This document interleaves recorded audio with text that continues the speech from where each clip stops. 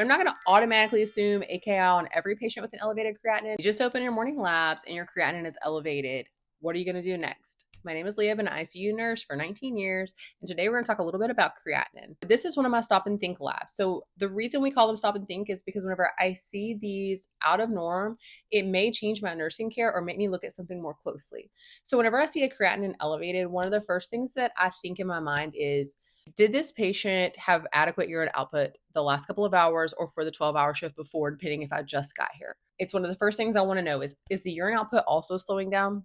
But I'm not going to automatically assume AKI on every patient with an elevated creatinine. But when I get an elevated creatinine, I stop and I think, I try to gather as much information as I can so that whenever I speak with my provider, they can have all the information since I'm the nurse at the bedside. So I want to make sure I let them know what the trend has been, what the urine output has been, their daily weight if I have access to that, any nephrotoxic medications they may be getting that we can change the dose of, or if we know that they've had like a dose of contrast, and any major episodes of hypotension that we know about that we can also report. Gathering all information to pause and think about it, and then let our provider know what we see will help you whenever you're at the bedside taking care of a patient in ICU. If you want to learn more about my stop and think method or other ways that I help train nurses to think critically whenever they're new ICU nurses at the bedside, you can check out my ICU Success Academy. It's linked in my bio.